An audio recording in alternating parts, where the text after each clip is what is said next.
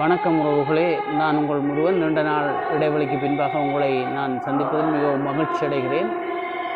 இன்று ஒட்டு சுட்டான் அன்னை ஆதிபராசக்தி ஆலயத்தில் நான் இங்கே நின்று கொண்டிருக்கின்றேன். இன்று ஆதிபராசக்தி ஆலயத்துக்கு அலங்கார உற்சவம் நடைபெற இருக்கிறது. ஆண்டுதோறும் ஒரு நாள் அலங்கார உற்சவம் நடைபெறும். இப்பொழுது இது ஆதிபராசக்தி ஆலயத்தின் விநாயகருடைய இருப்பிடம்.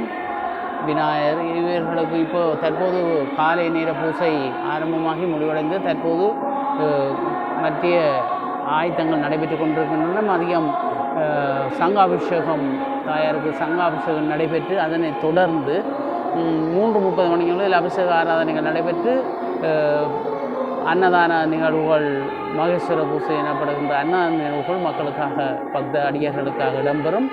அதனை தொடர்ந்து இரவு பூசைகள் நடைபெறும். வசந்த பூசை 7:30க்கு ஆரம்பமாகி நடைபெறும்.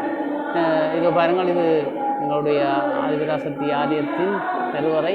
இது ஏறத்தாழ 34 வருடத்துக்கு முற்பட்ட காலத்தில் ஆரம்பமானது. தாந்தோன்றி ஈச்சரத்துக்கு அருகில் தானமந்து குடியிருக்க வேண்டும் என்ற ஒரு நோக்கோடு மக்களுக்காக, மக்களின் நன்மைகள் கொடுக்க வேண்டும் என்ற, மக்களுக்கு நன்மை கொடுக்க வேண்டும், மக்களுக்கு அருள்பாலிக்க வேண்டும் என்று சொல்லி அவர் சிவநகரில் வந்து தாந்தோன்றியாக வீற்றிருந்தார்.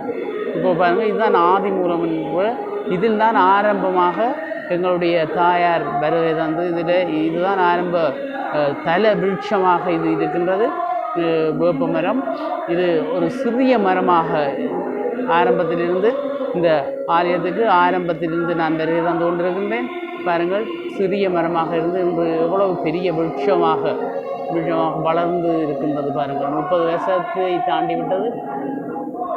மிகவும் அற்புதமான ஒரு அதிசயமான ஒரு ஆலயமாக புகழப்படுகிறது. ஆரம்பத்தில் ஒரு சிறு கொட்டிலில் அமர்ந்திருந்தது. தற்போது அது வளர்ச்சி அடைஞ்சி ஆண்டு தோறும் ஆண்டுக்கு ஒவ்வொரு வளர்ச்சியை காட்டி இன்று வளர்ந்து ராஜகோபுரம் அளவுக்கு, ராஜகோபுரம் ஒன்று மட்டும் இன்னும் அமைக்க இருக்கின்றது. அதுவும் வெகு விரைவில் இந்த ஆலயத்தில் அது வந்துவிடும். மிகச் சிறப்பான ஒரு ஆலயமாக இது ஒட்டு சுட்டான் பிரசித்தி பெற்ற தாந்தோன்றி ஈச்சரத்துக்கு அருகாமையில் தாந்தோன்றியாக அமைந்த ஆதிபராசக்தி ஆலயம் விற்றிருக்கிறது. பாருங்கள், இது முருகனுடைய பீடங்கள். முருகப்பெருமான் வள்ளி தெய்வானை சமேதராய் வீற்றிருக்கிறார். பாருங்கள், மிகவும் அழகான ஒரு அற்புதமான ஒரு காட்சி. அப்படியே இந்த ஆலயத்தின் உள்வீதியை நாங்கள் சுற்றி வருவோமாக இருந்தால், அப்படியே பாருங்கள்,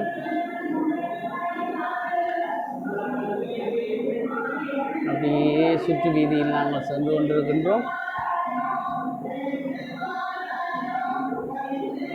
ஆதிபராசக்தி ஆலயத்தின் கருவறைக்கு மேலான கோபுரம் மிகவும் அழகாக ஒவ்வொரு சிற்பங்களால் அலங்கரிக்கப்பட்ட ஒரு காட்சி. இப்பொழுது நாங்கள் வசந்த மண்டபத்தை நோக்கி சென்று கொண்டிருக்கின்றோம். வசந்த மண்டபத்திலே 7:30 மணியளவில் இன்று பூசைகள் ஆரம்பமாகி வெளி வீதி வலம் வந்து பக்த அடியார்களுக்கு அருள்பாலிக்க இருக்கின்றார். இதோ பாருங்கள், பைரவருடைய இருப்பிடம் நோக்கி சென்று கொண்டிருக்கின்றோம். பைரவர் கர்மையில் வந்திருக்கின்றோம். இதோ பாருங்கள், பைரவ பெருமான் காவல் தெய்வமாக வீற்றிருக்கின்றார்.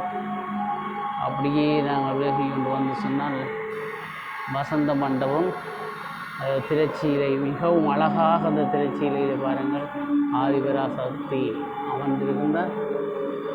வசந்த மண்டப பூசை மண்டபத்துடன் பாருங்கள், நாங்கள் தற்போது தாயார் வீற்றிருக்கின்ற கருவறை நோக்கி செல்ல போகிறோம்.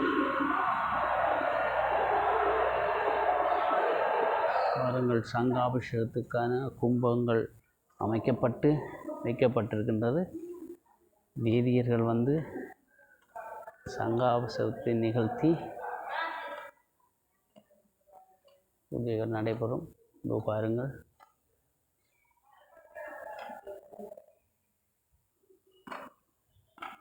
ஆலயத்தின் முன் தோற்றம், சந்தன மண்டபம்,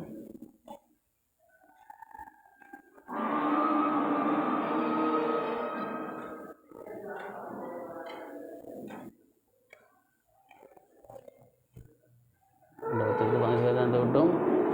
திரைச்சீலை போட்டிருக்கிறது. பூசைகள் ஆரம்பமானவன் திரைச்சீலை விளக்கப்படும். மிகவும் ஒரு அற்புதம் வாய்ந்த ஒரு தாயாராக இருந்து பக்தாடியர்களுக்கு அருள்வளிக்கிறார். இங்கே ஒரு சிறப்பு கும்பாபிஷேகம் நடைபெற்ற பிறகு வேதியர்கள் பிராமணர்கள் வருகை தந்து சங்காபிஷேகத்தை மட்டும் நிகழ்த்தி செல்வார்கள். பூசைகள் அனைத்தும் எங்களுடைய பூசகர் தான் இங்கே நிகழ்த்துவார். பிராமணர்கள் இல்லை, அவர்கள் சைவ பூசகர்களாக இங்கே நடத்தப்படுகிறது. அது ஒரு சிறப்பாக இந்த ஆலயத்திலே நடைபெறுகிறது. ஆரம்ப காலத்திலிருந்து 30 வருடங்களுக்கு மேலாக இந்த ஆலயம் தோன்றி பூசகர் அம்மாவும் அப்பாவுமாக இணைந்து இந்த பூசையை நடத்தி வருவார்கள். அம்மா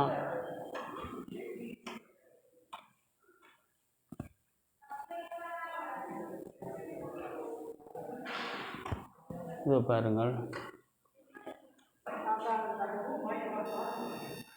இதுக்குரிய சிறப்பு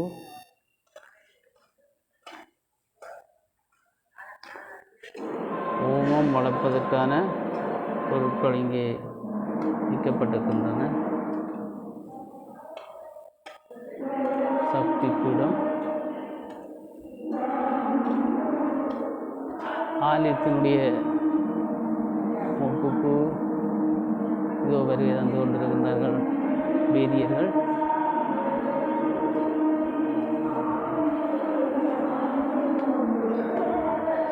ஆலயத்தினுடைய முன் தோற்றத்திற்கு வருகை தந்திருக்கின்றோம். மிகவும் அழகாக பாருங்கள், அலங்கரிக்கப்பட்ட ஒரு ஆலயமாக காணப்படுகிறது. அருள்மணி கோபுரம்,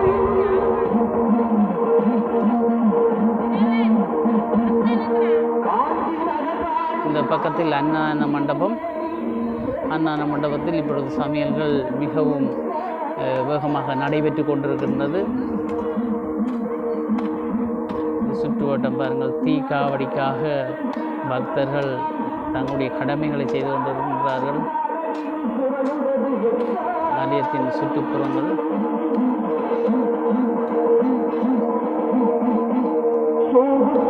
இதனுடைய வரலாறு மிகவும் அருமையானது. நாங்கள் வெகு விரைவிலே இந்த வரலாற்றை உங்களுக்கு தருவதற்காக பார்த்திருக்கின்றோம்.